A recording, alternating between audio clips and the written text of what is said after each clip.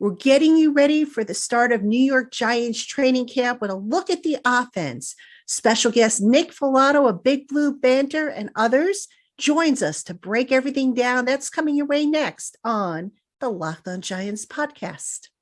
You are Locked On Giants, your daily New York Giants podcast. Part of the Locked On Podcast Network, your team every day.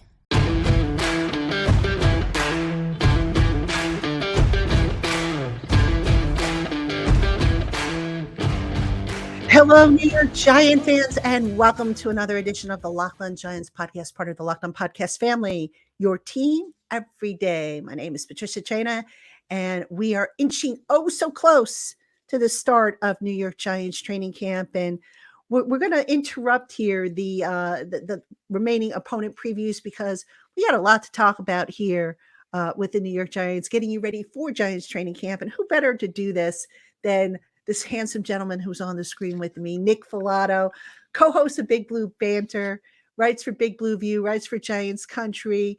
He's just amazing. Love the guy. Nick, thanks so much for coming with me. Patty, every time I come on here, I have a blast, and you always talk me up, and I always feel very great about myself, so I appreciate that, and thank you for having me.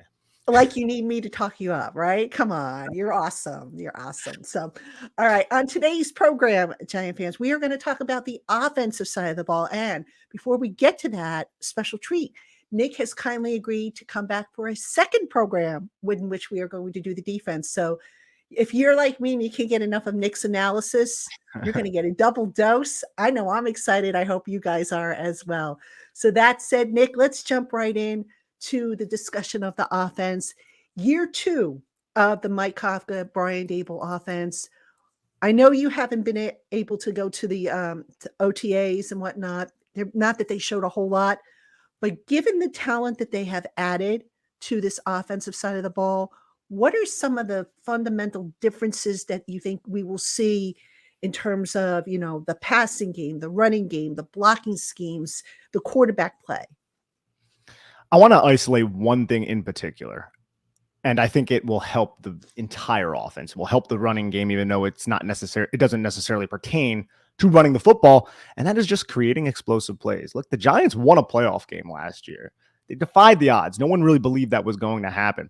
Despite that, they were dead last in the NFL in creating explosive plays. I think Joe Schoen noticed that and said, we're going to rectify this situation because our team is going to be so much better off with this coaching staff if we can actually threaten defenses vertically. The Giants were last. Again, look at some of the just pathetic offenses that were around the NFL last season.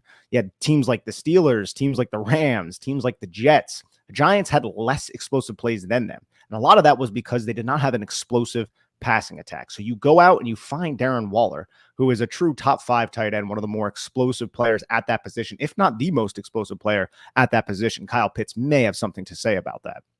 But then you also go and you draft Jalen Hyatt in the 3rd round out of Tennessee, who can operate the slot. You bring in Paris Campbell. You have guys who are still on your roster who you retained in Darius Slayton, Isaiah Hodgins. We'll see how the Saquon Barkley situation plays out. But to me, creating explosive plays is something that can take this Mike Kafka offense to a completely different level. Now, we need Daniel Jones to execute on those plays downfield. I think it's well within his ability to do so. Now we just need to see that at a little bit more of a consistent rate because last season it did not happen. And despite that, the Giants were still a very successful offense.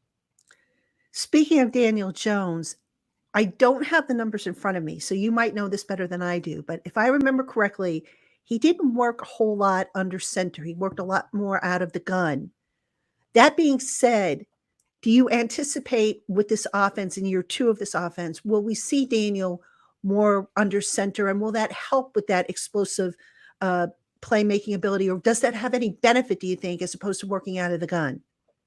I think it has benefit when you're talking about the play action passing attack, and the Giants can do that out of shotgun, and they did just because of the zone read game, because that end man on the line of scrimmage always has to respect the threat of Daniel Jones running. And we saw in week 4 against the Chicago Bears, for whatever reason, they forgot that Daniel Jones was very athletic, and he ended up having 2 touchdowns plus 15 yards, I believe they were. I think one was 17, the other one was like 19 or something along those lines. So Daniel Jones' rushing ability is able to really hold that end man on the line of scrimmage in terms of what he is able to do in the zone read game.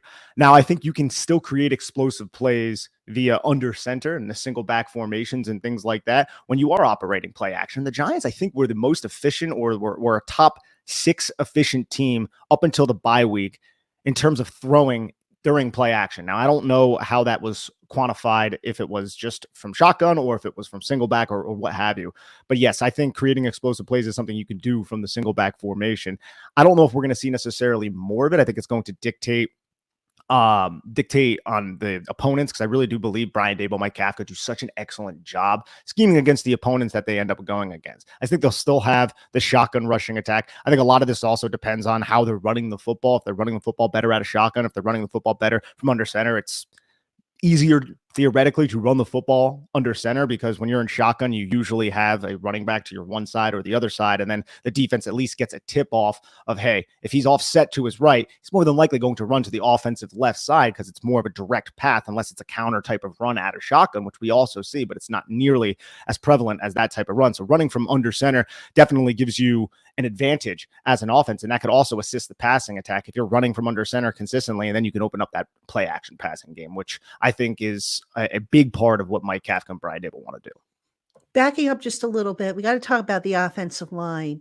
Some question marks as to who's going to be the left guard, but let's start with right tackle and Evan Neal's game. Last year, where was Evan Neal short in his game? What does he really need to beef up on? And was it a matter of, he played left tackle in college his final year and maybe he just had to get comfortable, or was there something fundamentally wrong with his technique? Maybe it was the knee injury. I don't know. But what did you see on tape? And what does Evan Neal have to do to take that Andrew Thomas-like step?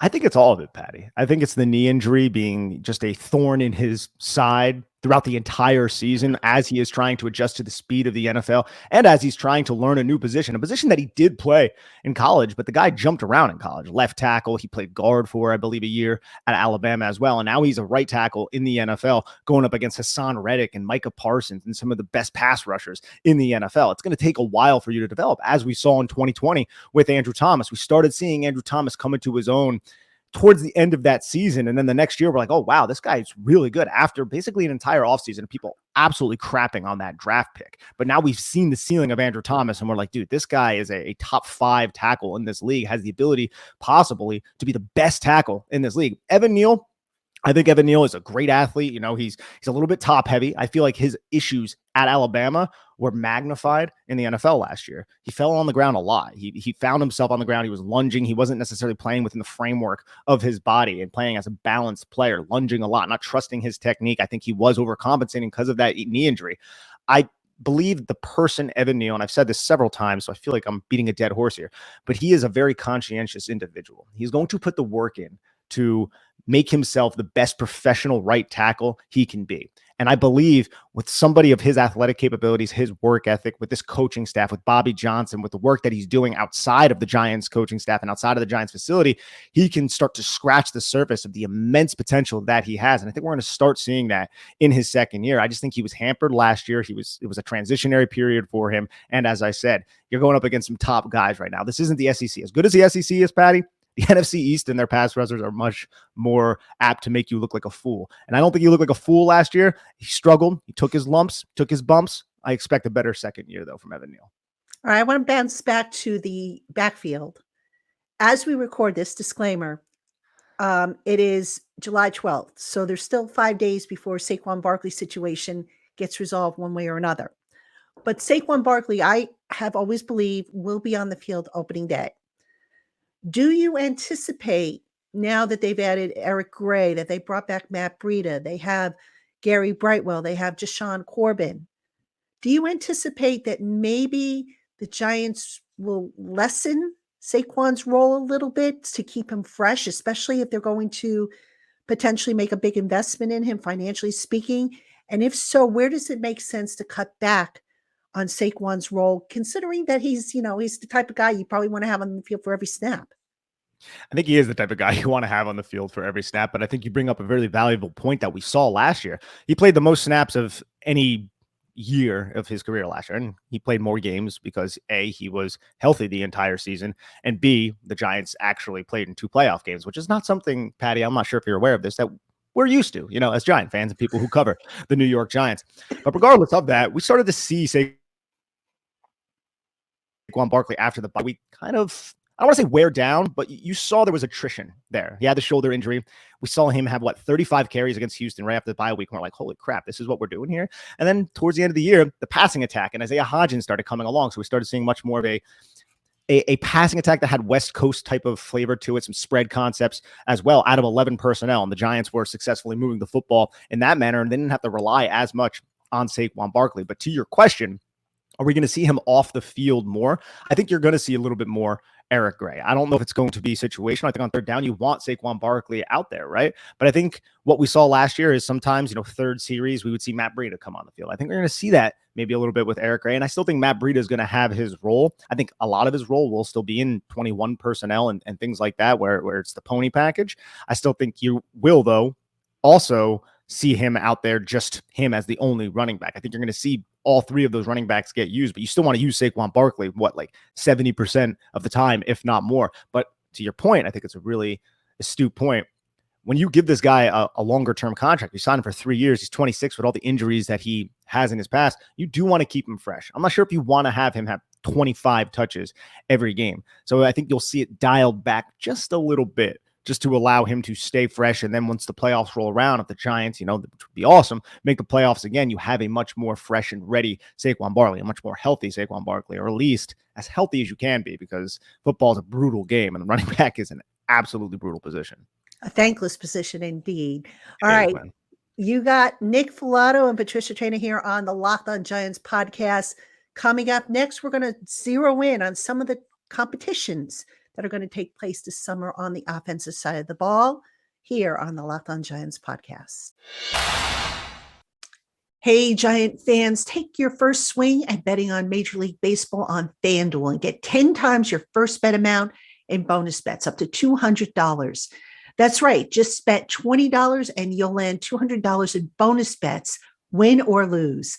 That's $200 that you can spend betting on everything from the money line to the over-under to who you think is going to hit the first home run. All of this taking place on an app that's safe, secure, and super easy to use. Plus, when you win, you can get paid instantly. There's no better place to bet on Major League Baseball than FanDuel, America's #1 sports book. So sign up today and visit FanDuel.com/lockedon to get $200 in bonus bets. That's FanDuel.com/lockedon. FanDuel, official partner of Major League Baseball. All right, Giant fans, welcome back to the Locked On Giants podcast. Patricia Traina, your host. Nick Falato, Big Blue Banter co-host. Big Blue View, Giants Country, just an all-around super guy. So happy to have him. I love talking ball with him. And we are talking New York Giants offense in the first of two previews that we're going to do with Nick. Tomorrow, we're going to have the defensive side of the ball. So Nick was very gracious with his time, and I really appreciate it. Nick, let's talk about training camp battles on the offensive side of the ball. First one that comes to mind, I mentioned it in the last segment, but I want to get your take on the candidates and who you think is going to maybe be the best fit, obviously if everybody stays healthy. Let's start with left guard. Left guard, okay. The candidates, I think, for the starting position come down to Ben Bredeson and Josh Ezeudu.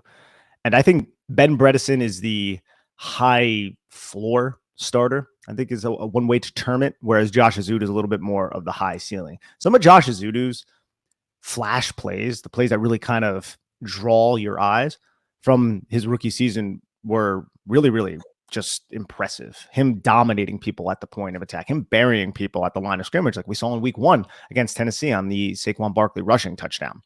But we saw a lot of mistakes in pass protection, and there were times where he didn't frame his blocks well, and he gave up the half man, and he allowed defensive linemen to swim around him to get into the backfield, and it was a net negative having him out there. Now, those were only on isolated plays, but it wasn't consistent is my point. Ben Bredeson, I felt like, was a much more consistent player. Now, he doesn't necessarily have the upside, I feel like, of Josh Ezeudu, just because Josh Ezeudu was an excellent athlete, and you get him up to the second level. You want to work him on screens, you get him in space. He can really cover ground. He can really identify and locate linebackers and then just eliminate them from the play. And then you talk about his grip strength, Josh Ezeudu, that is. He has excellent grip strength. So I think in the best world, the 100th percentile world for the New York Giants, Josh Ezeudu would be the starter. But I'm not sure if he's going to be ready for that, especially since he was dealing And I'm not 100% certain if he's still dealing with some sort of neck injury that he suffered, I think, towards the tail end of last season, which leads me to believe Ben Bredesen is going to slide in and be that starting left guard, which isn't a terrible situation whatsoever. Ben Bredesen's a very respectable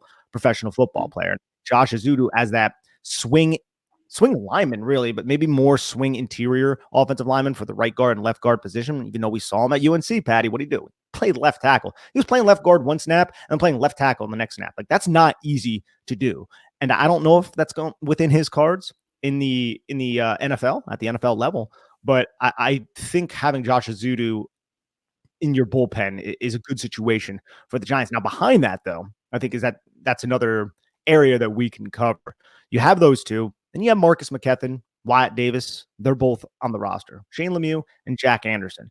We've heard Joe Shane mention Jack Anderson, Shane Lemieux, Ben Bredesen for possible shot at the starting center spot before they drafted John Michael Schmitz. So they're not just guys that you're going to look at and be like, oh, they're going to be cut, Shane Lemieux and Jack Anderson. I think there's going to be a competition. I think Wyatt Davis might be the odd man out. I think the Giants want to work with Marcus McKethan. The fact that he ended up tearing his ACL during the blue and white scrimmage last year and missing an entire year is unfortunate, but he subscribes to the planet theory, George Young's planet theory. There's just not a lot of guys who are that big who move that well. So I want to see how Marcus McKethan develops.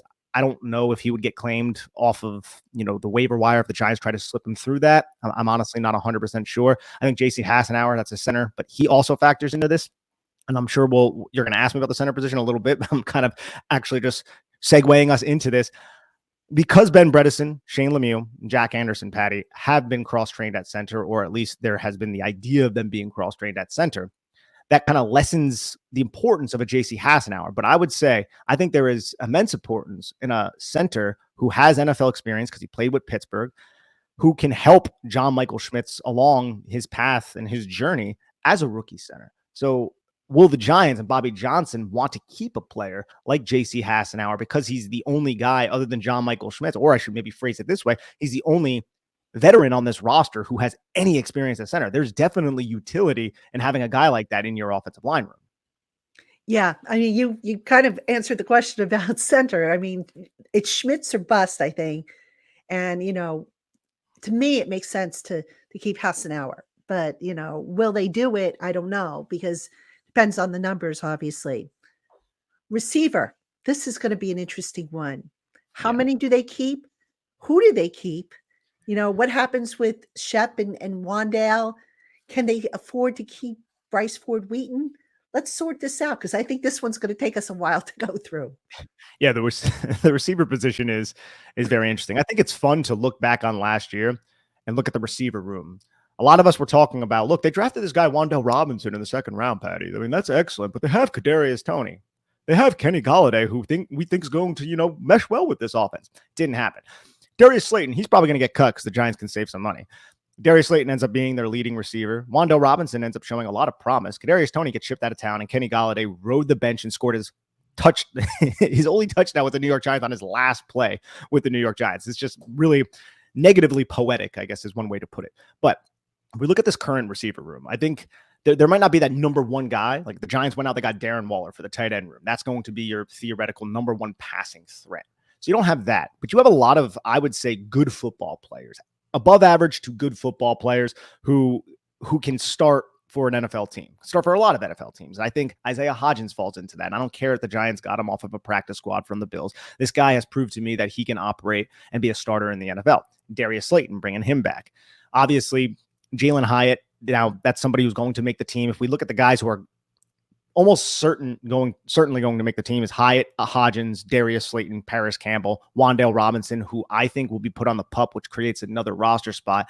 And then I think it gets interesting because you want to group Colin Johnson in there, but I don't think he's a certainty. Sterling Shepard, you think, oh yeah, definitely, great locker room guy, an amazing football player when he's healthy. I don't know if it's a certainty that he would make the team. I think a lot of it just depends on how effective he is and what he can do based on his recovery and his health. And it seems like that he is more so recovered than not. I think he was running around at OTAs and minicamp. You can correct me if I'm wrong, but I don't know the extent of that quite yet. But I think Sterling Shepard, since he can play on the outside and he can operate in the slot, I think he would be an excellent addition to this receiver room. And he's a veteran, and I think he has a lot of people's respect.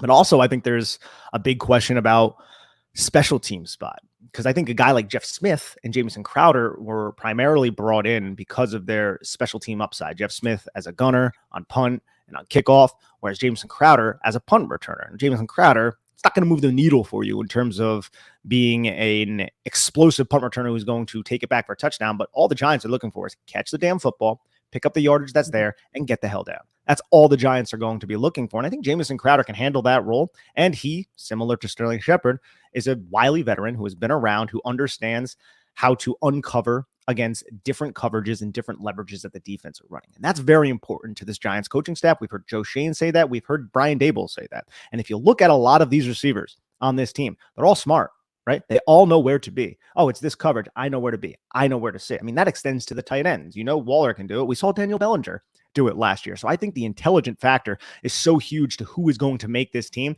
but it's going to be a battle. And I hope no one gets injured. I really hope no one gets injured. But I think that last roster spot might come down to, Jamison Crowder, Jeff Smith, Colin Johnson, who is going to be the most important, not just on the offense, but also on special teams. And that leads me to either Crowder or Smith. And that also comes down to like guys like Eric Gray, who didn't return punts often in college, but if he can return punts and handle that responsibility through training camp and give the coaching staff the confidence that they need to be like, okay, we're going to roll with you into the season as our punt returner, it's going to make a guy like Jamison Crowder a little bit more expendable. So I just think it's a fascinating camp battle that we're going to be monitoring day by day. And there's going to be us talking about like, oh man, did you see this guy do this on Thursday against Aaron Robinson or against whoever? I mean, we saw that last year with Richie James. Richie James generated so much buzz early in training camp. We were just like, yeah, Richie James, he might make the team. He's going to be our punt returner. What happened? He ends up being one of the leading receivers on this team. So that's still within the realm of possibility for some of these guys who are, fifth, sixth options, according to a lot of the fans. But I want to go back to Ford Wheaton, because I've had this discussion with people before, and I want to get your take on it. Right now, if I had to lay out my 53-man roster projection, I'm going to go with probably 7 receivers because of, Shepard and Wandale and the uncertainty there. They invested, the Giants, a lot of money in Ford Wheaton. And if he goes out and he has a heck of a summer, heck of a preseason, I think it might be tough to slip him onto the practice squad. So I almost think that you have to add him to the 53-man roster. Am I crazy for thinking that? No, you're not crazy for thinking that at all, Patty. I think it would be the financially judicious thing to do after you gave a lot of money to this undrafted free agent to bring him in. I also think, though, if he doesn't have that great summer, if it's a mediocre summer, if there's struggles, if some of the reasons why he ended up falling to an undrafted free agent, despite his size and speed and his incredible testing at the combine, if those manifest in training camp and he doesn't seize the opportunity, then I think you can maybe see the Giants just be like, we're going to cut bait. We'll try to slip him through. If he's not, he probably won't get through. Another team, one of the 31 other teams will claim him. So be it. But I think the Giants will also say this is an insurance policy for us, because last year we saw a lot of injuries to the wide receiver position through training camp and early in the season. I think having a guy like Bryce Ford Wheaton, if say someone on the Giants gets injured, now you actually have that guy that you want to develop into the future. And maybe he's not quite ready yet, but give him some time with Mike Rowe, with Mike Kafka, with Brian Daboll, and he'll be a player that can step in and just be a unique option for you. I think ideally they want him to make the team, but I think he has to earn that. And if there's anything this coaching staff has told Giants fans and just the NFL so far, is this is a meritocracy and you're going to earn it. I mean, we had a $72 million wide receiver on this team, and we played David Sills over him. By we, I mean the New York Giants. So that's something you always got to keep in mind. Yeah, for sure. All right, there's one other position, and this isn't a starting position per se, but I want to ask you about it. Tight end. We know Waller is locked in. We know Daniel Bellinger is locked in. I suspect we are going to see a lot more 12, possibly 13 personnel this year, possibly 22 personnel. It just seems to be the direction the Giants are headed, I think, with this offense. So that being said, you have Chris Myrick, you have Lawrence Cager, you've got Tommy Sweeney. Each one brings a different skill set, if you will, to the equation. Who do you think has the advantage and why? I mean, I know it's going to come down to what the coaches are looking for. And then I've got a part 2 of it, but I'll let you answer part 1 of the question. Okay, yeah, I think this is a fascinating topic of conversation heading into training camp, because you're right. The top 2 dogs, that's your 12 personnel package. Excellent.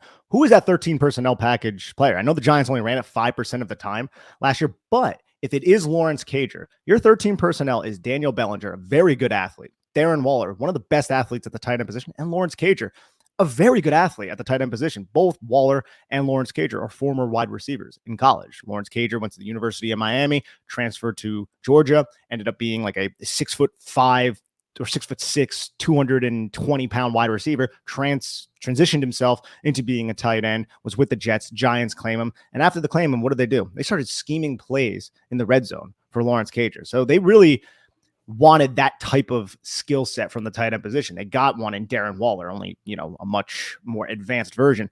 But does that mean Lawrence Cager is expendable? I don't know. I've heard the Giants coaching staff, and I'm sure they love all their players, but I heard they really like Lawrence Cager's skill set. So a 13 personnel, you roll out 13 personnel, the defense is going to match with base. The defensive base personnel against the Giants 13 personnel is going to be really interesting, because you're going to have one wide receiver out there, but you're going to have Darren Waller and Lawrence Cager and Daniel Bellinger who can take advantage of unathletic linebackers. And I think if you're going against slower defenses who don't have a lot of speed at the second level, or at least not NFL type speed, then you can really exploit them with your 13 personnel package. It's just, can you block effectively out of that 13 personnel package with Lawrence Cager and Darren Waller? And that's what it comes down to, because to me, Chris Myrick, I feel like he's a solid blocking tight end, right? Solid. He's not Daniel Bellinger, who I believe is above average as a blocking tight end. Even as a rookie, he was. But he's somebody who can execute that role for you, and he can operate as an H-back fullback as well, which is valuable. The more hats that you can wear in this offense, the better you can be, and the more reps you can get on the field. Tommy Sweeney, try-hard type guy. He can get in your way, right? It's annoying as a blocker, is kind of how I describe him. All I want from blockers, it's a Mike Mayock saying, Patty. All I want from blockers, lose slow enough for me so the play can manifest. That's all I want. Just get in the way. I think Tommy Sweeney can do that. Not nearly as effective as Daniel Bellinger, in my opinion, but he can at least do that. And then Ryan Jones is a former defensive player who is a little bit new to the position, more than likely going to be destined for the practice squad at UDFA out of ECU. So I really think the conversation comes down to Lawrence Cager, Tommy Sweeney, Chris Myrick, and I think there is a ton of different avenues the Giants can go in.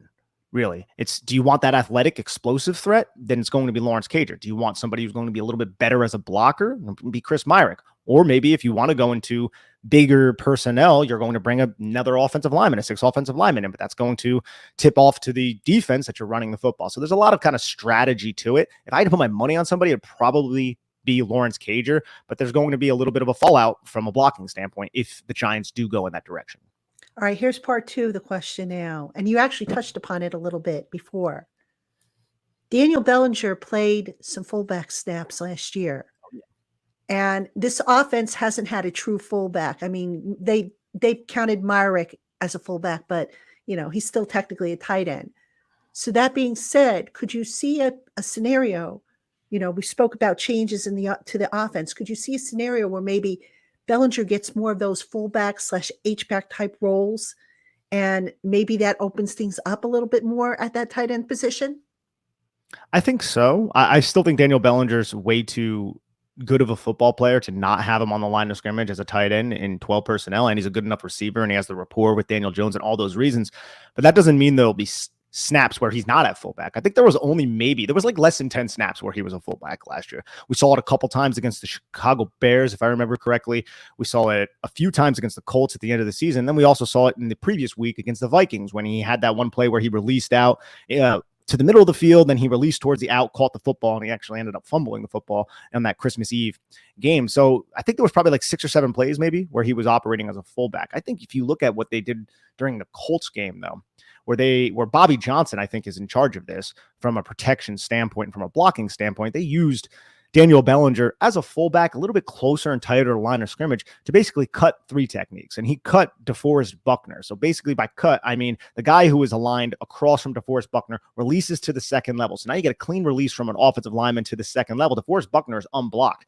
The entire play is contingent on Daniel Bellinger chopping this guy at the knees and then dropping him, allowing Saquon Barkley to spring a run. I believe that was a 7-yard run, if I'm not mistaken, on that play. But when you execute those type of cut blocks, those type of wham blocks, which is another block Daniel Bellinger did the entire year, where it's similar. The defensive lineman doesn't get touched at the line of scrimmage. The offensive lineman climbs up to the second level, and then he gets ear-holed by Daniel Bellinger coming from either his left or his right. That's what a wham block is. But what that does, Patty, is it allows the offensive lineman to climb up to the linebackers, and now you have these big barreling offensive linemen at the second level. So you have a lot more guys blocked. But again, a lot of it is Daniel Bellinger having to execute that block, but he executed that block well. So I think you're going to see him at the fullback position in the right situation, depending on what the defensive front is doing. But you're also still going to see him as the H-back on those wham blocks, or just the tight end on those wham blocks, and just being a tight end on the line of scrimmage. I think you're going to see him spread out wide as well. I think you're going to see him operating as a number 2 receiver in 13 personnel. I think the Giants could realistically have a 13 personnel package where Darren Waller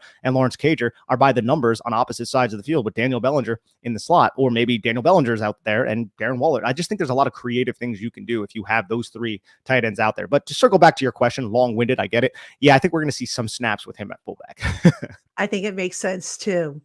All right, Giant fans, you got Patricia Traina and Nick Filato. We are getting you ready for Giants training camp. It's going to be here before you know it, folks. Coming up, we're going to talk about what we're going to have our eye on, any remaining concerns, any remaining questions. Don't go anywhere. All right, Giant fans, welcome back to the Locked On Giants podcast. I'm your host, Patricia Traina, with Nick Filato, who is our special guest, and we're going to get another dose of Nick Filato again tomorrow. I'm excited. I hope you guys are as well, because not only is he so good at breaking this stuff down, but you learn something every time you talk to him. I know I do. So, Nick, thank you for being on with me again. Let's wrap things up on the offensive side. Training camp coming up. Obviously, by the time this airs, Saquon's situation will be resolved. So that'll be a question mark we can cross off the list. But this summer, what are the 2 or 3 things that, you're going to really be focused on? Maybe things we haven't discussed so far. I know, obviously, the receiver, the left guard position, the changes to the offense, but what else are you going to be focused on that you want to see by the end of the summer that makes you say that this offense is continuing to trend upwards? So we touched on a lot of it, but I think one that is very important to me is John Michael Schmitz. Now, Giants spent a 2nd-round pick on him. Obviously, you want this kid to work out. But if we remember, let's circle back again to last year. What happened in training camp last year to Daniel Jones, a quarterback who the incoming regime wasn't necessarily sold on, right? They pressured the hell out of him. They had Julian Love in the A gap. They were sending disguised blitzes. They were sending fire zone. They were sending 7-man pressures. They were using creepers. They were doing everything in their power to confuse Daniel Jones, to the point where a lot of people on the beat were like, Daniel Jones does not look good. But it was a little bit by design. They wanted to put the pressure on him to see how he reacted, to see if he can rise himself to the top level. I think the Giants are going to do a similar thing to John Michael Schmitz. I think Wink Martindale is going to be very aggressive, and I think he's going to really force John Michael Schmitz, not just from a physical standpoint, going up against Dexter Lawrence and Leonard Williams, but from a mental standpoint, to set the correct protections and to put the Giants offense into the most advantageous position to block everything up so Daniel Jones can do his thing, or so Saquon Barkley or whoever the running back is can hit the right hole, and the Giants can have a positive offensive play. So that's probably the primary thing I'm looking for that we have not touched on quite yet. It's just how Wink Martindale really puts the pressure on John Michael Schmitz, and how the young rookie from Minnesota ends up handling it. And I really hope that he's going to bring his level, or rise his level to rise. What am I trying to say? I think he's going to raise his level to really bring this Giants offense to a hopefully even further from where they went last year, deep into the playoffs. That would be an excellent thing to see. Other than that, it's just really the competition across the board. I think there's competition even behind Eric Gray at the running back position between Jashawn Corbin, Gary Brightwell. I think the competition with the tight ends, the wide receivers, the swing tackle, like, is Matt Parrott going to make the team? Is it Tyree Phillips? Is it Debry Hamilton, Corey Cunningham? I think there's a lot of, I think competition and is only a great thing for these professional athletes, and they're going to push each other. And I think the best players will end up rising to the top. And I feel like that we have the right coaching staff in place to position those best players into an optimal situation. And hopefully that's what happens. The offensive depth chart is relatively pretty good. I think we can make that case that they have bodies at, all the positions. That being said, is there one area that still is a big, question mark for you? I don't know about a big question mark. I think there is a little bit of uncertainty with both guard positions. Mark Lewinsky, I felt like was a good run blocker last year. Probably didn't get as much credit as he deserved from that standpoint, but he was not great as a pass protector. I felt like anytime a defensive lineman was able to get hip to hip to him and get to his shoulder, it was like a weak shoulder. It was almost like a turnstile, and that's something that I feel like has to change. I really look at the right side of the line in general, and I think we need to see more from a pass protection standpoint from Mark Lewinsky and from Evan Neal. So that's one thing that I definitely want to see. Now, the fact that the Giants don't have that top number one wide receiver, is that something that I am overly concerned about? Not necessarily, but it is something that other teams do have. I mean, just in our division, the Eagles have two guys who I think are number one wide receivers. The Cowboys have one guy who's definitely a number one wide receiver. I think the Washington Commanders, if they had a better quarterback, we might be talking about Jahan Dotson and Terry McLaurin as number one wide receivers, but we're not right now. So I think maybe the lack of top end talent at the wide receiver position is something that you can maybe be like, maybe there's a concern there. But I think the presence of Darren Waller and the Giants coaching staff really kind of masks that a little bit. And I think, as I said earlier, Isaiah Hodgins, Darius Slayton, all those players are perfectly capable NFL starters. So those, I guess, would be a little bit nitpicky type of concerns that I guess you can highlight. And then final question around the offense. We haven't really talked about this, but I want to get your take. We talk about the growth of players all the time, but we don't really talk about coaches and how they can grow. Mike Kafka last year in his first year as offensive coordinator did a pretty good job with, some talent that maybe wasn't top shelf. How can he grow, do you think, in year two? I think there's always room for a coach to grow. I think in terms of play calling, I really respected Mike Kafka. I think the way he sequenced plays was something that was so underrated. He didn't just do it drive by drive. He did it game by game, something that you saw on tape in week 5, and then week 6 would roll around and he would show that same look to get the defense to react a certain way and then call a play that was going to exploit the way the defense reacted. I think he is one of the more progressive NFL minds on offense right now in terms of just being a young coach. I think he's going to get scooped up really fast. I think this might be the last year the Giants have him if the Giants do experience success, because a lot of NFL owners are looking for offensive coaches. Now, in terms of what he can do, essentially is, I think, just stay crisp, keep on with Daniel Jones. I would go back to the explosive plays, but I wouldn't say force it. Like, I wouldn't want to force that. I think it's just continue to take advantage of what the defense is giving you. And I think that's something that we saw last year. If the defense is asking you to run the football, run the football. If the defense can't stop you from running the football and running that same exact play, go back to it. We saw that against Jacksonville. We saw that a couple different times last season. So I would just say, just keep on it, man. Just keep growing and try to take advantage of some of these new shiny weapons that you have down the football field, but don't force it. Nick, it's going to be a fun summer. I mean, I can't remember the last time I was actually looking forward to summer training camp, because that means that I'm rushing through vacation time. But this team is so on the upward swing. It's just, let's just hope they stay healthy, right? Let's hope they stay healthy. And let's also not forget, this is going to be a more difficult schedule this year, playing the Very AFC. true. Yeah, it's going to be a little, NFC West too. I believe the Giants are playing Yes. too, right? You got the Yep. 49ers. So there are some good teams up there, but the Giants, they're well coached, which is something that I don't think we could say in recent Giants memory. So I'm looking forward to it. As am I. All right. That's going to do it for this edition of the Locked On Giants podcast. Giant fans, make sure you tune in tomorrow for part 2 of my discussion with Nick Filato. We're going to talk about the Giants defense, which I think has a few more question marks that we need to address. So that should be a really good discussion. For Nick Filato, I'm Patricia Traina. We will see you tomorrow, Giant fans.